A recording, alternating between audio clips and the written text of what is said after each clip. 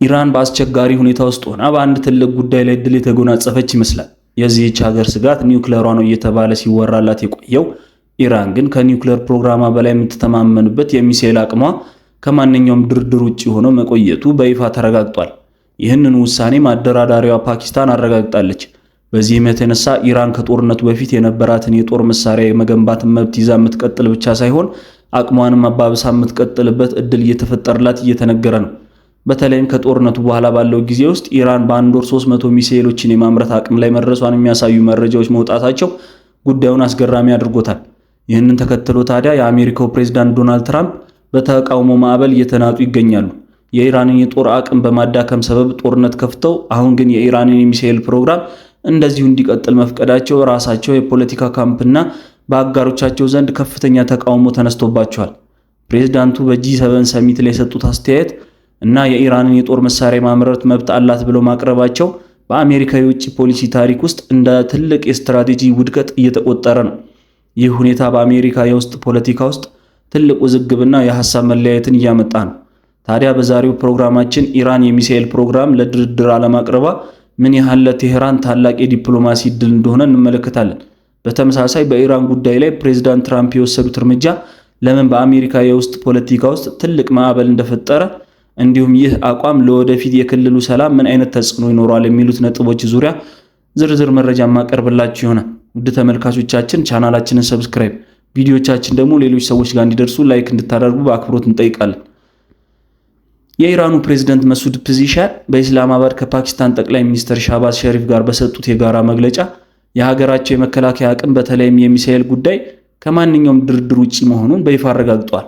ፔዜሽኪያን እንደተናገሩት ይህ ጉዳይ ከአሜሪካ ጋር በተደረሰው የመግባቢያ ስምምነት ውስጥ ፈጽሞ ደግሞ እንዳልተካተተም ወደፊትም ቢሆን ለድርድር የሚቀርብ አጀንዳ አይሆንም የሚል አቋማቸውን አስታውቀዋል።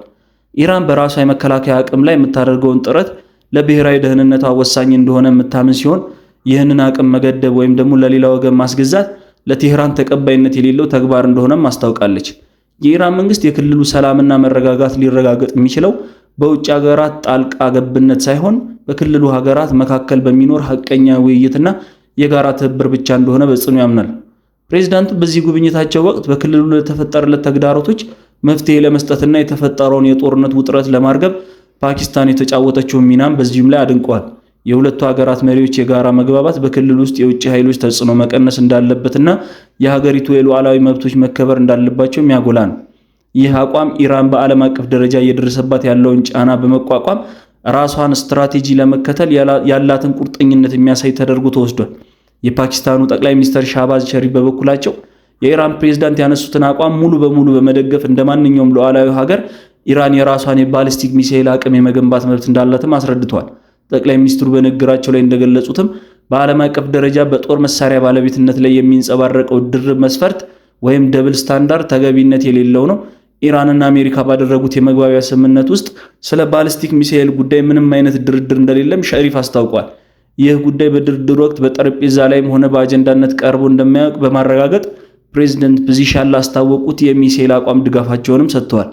ፓኪስታንና ኢራን በፈተና ወቅት ሁልጊዜ ጎን ለጎን የቆሙ ወንድማማቾች ሀገራት መሆናቸውንም የገለጹት ሻህባዝ ሸሪፍ አገራቸው በክልሉ ዘላቂ ሰላም እስኪሰፍን ድረስ የአደራዳሪነት ሚናዋን በጽናት እንደምትቀጥልም አረጋግጠዋል።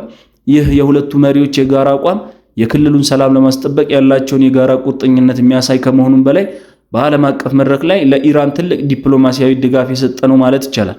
ኢራንና ፓኪስታን በኢስላማባድ ያደረጉት ይህ ውይይት በቀጠናው ሰላምና መረጋጋት ለማምጣት ሀገራቱ በራሳቸው መተማመን እንደሚፈልጉ የሚያሳይ ጠንካራ መልእክት ያስተላለፈ ነው።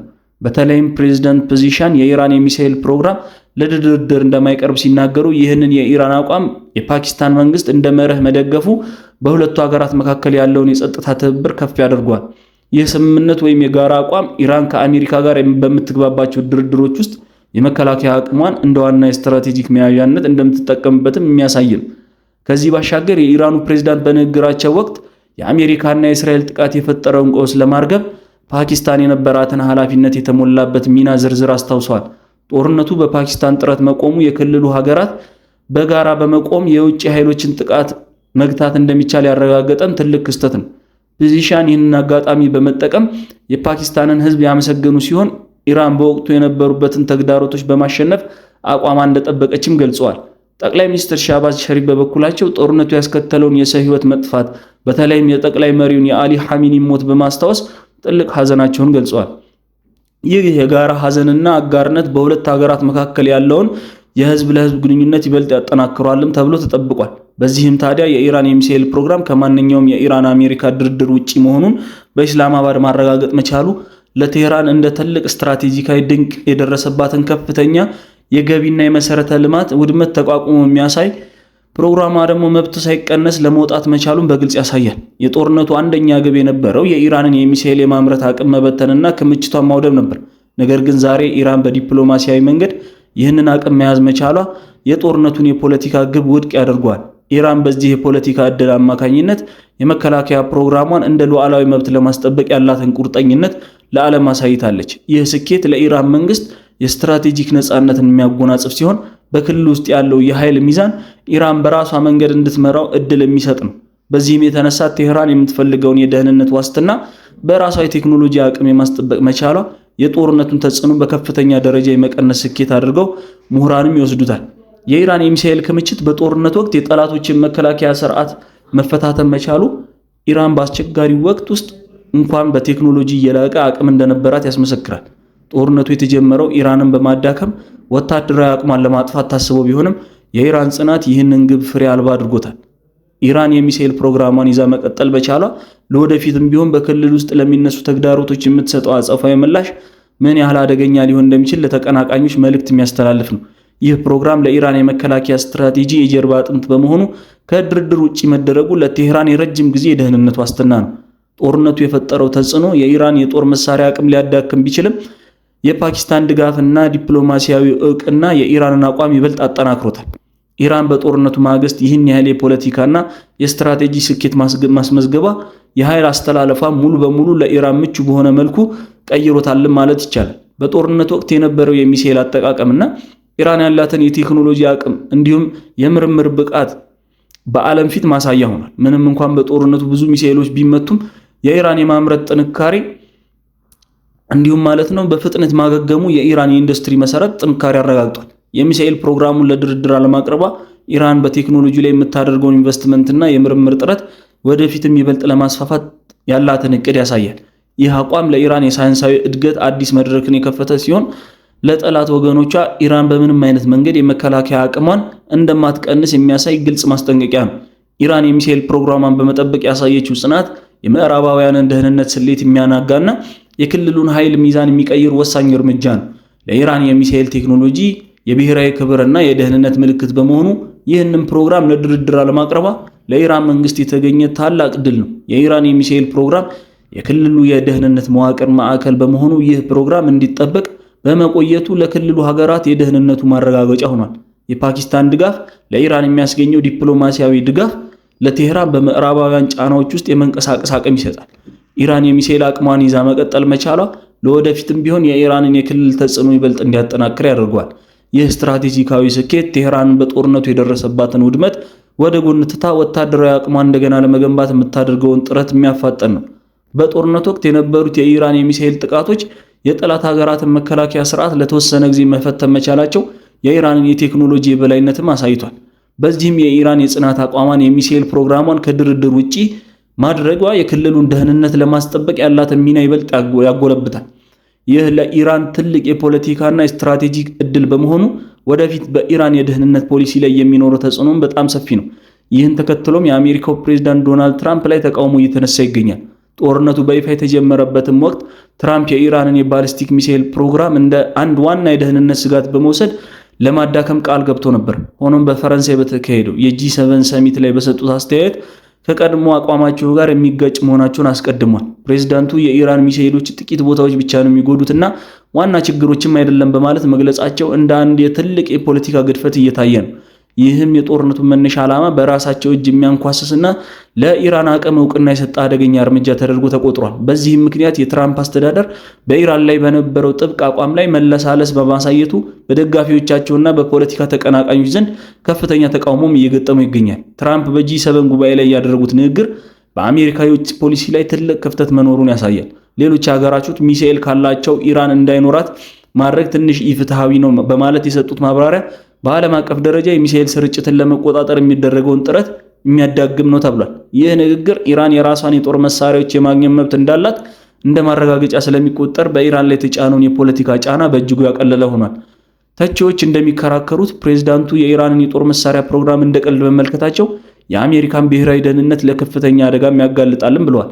የጦርነቱ አንደኛ ዓላማ የኢራንን የሚሳኤል አቅም ማጥፋት ከሆነ አሁን እየተከተሉት ያለው ስምምነት የጦርነቱን ውጤት በአጭር ጊዜ ውስጥ ወደ ኋላ የሚመልስ ነው። ይህ የንግግር ለውጥ ትራምፕን በራሳቸው የፖለቲካ ወጥመድ ውስጥ የከተተ ሲሆን የአሜሪካ ስትራቴጂ ትልቅ ተግዳሮትም ሆኗል ይላሉ። የሚሳኤል ፕሮግራሙን በተመለከተ ትራምፕ የያዙት ይህ አዲስ አቋም በጦርነቱ ከፍተኛ መስዋዕትነትን የከፈሉ የአሜሪካ የደህንነት ተቋማትና አጋር ሀገራት በእጅጉም አበሳጭቷል። በጦርነቱ ወቅት የኢራን ሚሳኤሎች በእስራኤልና በተባበሩት አረብ ኤሚሬትስ ላይ ያደረሱት ጉዳት እውነታ ሆኖ ሳለ ፕሬዝዳንቱ ጉዳዩን ትንሽ ብለው መግለጻቸውም ደግሞ እጅግ አሳዛኝ ነው ተብሏል። ይህ አቋም አጋር ሀገራቶችን በአሜሪካ ላይ ያላቸውን እምነት እንዲጣራ የሚያደርግ ሲሆን ለኢራን ደግሞ ሚሳኤሎቿን መልሳ እንድትገነባ የሚያስችል ታላቅ መተማመን ፈጥሮላታል። የኢራን መከላከያ አቅም ከጦርነት በኋላ በፍጥነት ማገገሙ ትራምፕ ለምን ፕሮግራሙን ችላ እንዳሉ ጥያቄ ውስጥ ይገባል። ለተቺዎች ይህ ድርጊት አሜሪካን በክልል ውስጥ ያለችበትን የፖለቲካ ተጽዕኖ በእጅጉ የሚያሳንስና ኢራንን የበለጠ ኃያል የሚያደርግ የተሳሳተ እርምጃ ነው። የፕሬዝዳንቱ አቋም በውስጥ ፖለቲካ ውስጥም እንደ ትልቅ ውድቀትም እየተቆጠረ ነው።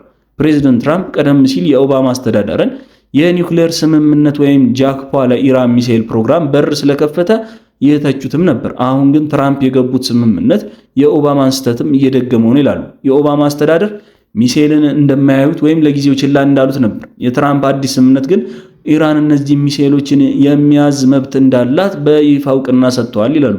ይህም ኢራን የምትፈልገውን ያህል ሚሳኤል በማንኛውም ጊዜ እንድታመርት ነፃነት ይሰጣታል።